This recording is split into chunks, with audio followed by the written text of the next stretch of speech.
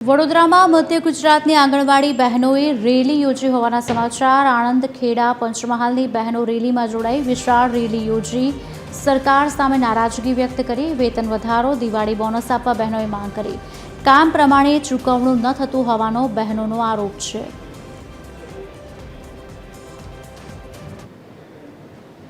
અમારી માંગણી ગુજરાત સરકાર અમારા જે હાઈકોર્ટનો હુકમ આવેલો છે એ હુકમનું પાલન કરે। વર્કરના 24,800 રૂપિયા, હેલ્પરને 20,300 રૂપિયા। કામગીરીના પ્રમાણમાં જે હાઈકોર્ટે જે ચુકાદો આપેલો છે એનો અમલ વહેલામાં વહેલી તકી કરે। અને દિવાળી આવી છે તો કમસે કમ 50 વર્ષથી આ બહેનો સેવા આપે છે આંગણવાડી, અને સેવાના નામે શોષણ થઈ રહ્યું છે। આજે કમસે કમ નાનામાં નાનો કર્મચારી હોય કારખાનાનો તો એને પણ શેઠ પોતાના દિવાળી પર એને બોનસ રૂપે આપતા હોય છે કંઈક ભેટ। તો આ બહેનોને સરકાર ભેટ આપે। 5,000 રૂપિયા અમે એનું બોનસ માંગીએ છીએ, બીજું કાંઈ વધારે માગતા નથી।